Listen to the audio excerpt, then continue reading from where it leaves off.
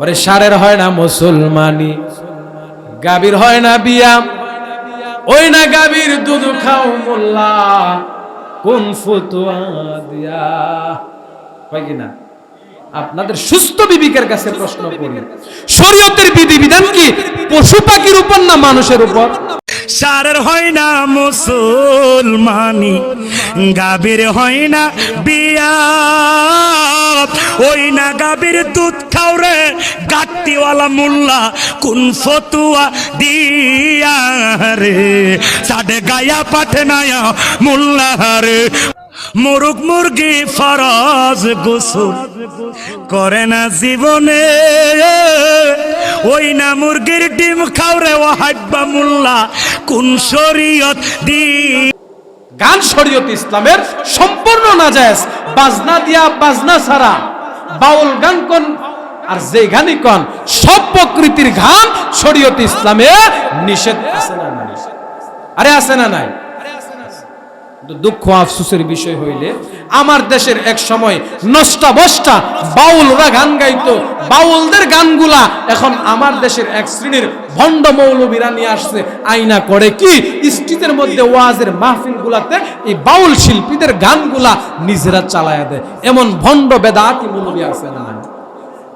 ওই দিন এক মৌলবীর গান শুনলাম, এই গানের আবিষ্কারককে ফাইটটা যায় শিল্পী, কি যায় চিনছেননি? মমতাজ। ফাড়াইতে ফাড়াইতে একবারে সংসদে গিয়া পর্যন্ত ফাড়াইয়া দিছে। এই বছর আর ফাড়ানোর সুযোগ নাই। সরকার বাহাদুরকে ধন্যবাদ জানাই। এই সমস্ত নষ্টা বর্ষ্টা দুশ্চরিত্রওয়ালাকে পবিত্র সংসদে ঢুকাইলে গোটা দেশের জাতি বিভ্রান্তিতে পড়বে। কথা কোন ঠিক কিনা? এই নষ্টা বষ্টা এই মহিলা গান বানাইছিল। কি গান? কইমো বহু গান আছে, কিন্তু আমরা সমাজের কিছু মাথা মোটা মৌলবীর ওই প্রৎপষ্টা নষ্টা মহিলার সাথে তাল মিলায়া ওয়াজের মাহফিল গুলাতে আমরা যারা মাদারসে কওমিয়াতে লেখাপড়া করি, আমরা যারা হকপন্থী আহলে হক উলামায়ে দেওবন্দ, তাদেরকে গালি দেওয়ার জন্য, কটাক্ষ করার জন্য ওই নষ্টা ভ্রষ্টা প্রৎভ্রষ্টা মহিলাদের গানগুলা ওয়াজের স্টেজে চালায়া কইতাম নি?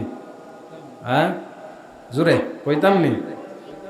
ওরে সারের হয় না মুসলমানি, গাভীর হয় না বিয়া, ওই না গাভীর দুধ খাও মোল্লা, কোন ফতুয়া দিয়া। হয় কিনা?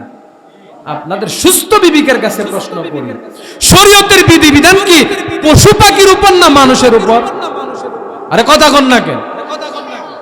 মোরগ মুরগির ফরজ গোসল করে না জীবনে, ওই না মুরগির ডিম খাওয়া হাইবা মোল্লা, কোন ফতুয়া দিয়া। কইনি? আশ্চর্যের বিষয়, আমার তো জিজ্ঞাসা করতে মনে চায়, ওরে মাথা মোটা গর্দভ, ওরে কে এই গান শিখাইলো? আরে শরীয়তের বিধিবিধান ফরজ গোসল তো মুরগ মুরগির জন্য না, ফরজ গোসল তো হবে মুমিনদের জন্য, যারা আল্লাহর ভয় অন্তরে লালন করে পবিত্রতা হাসিল করবে।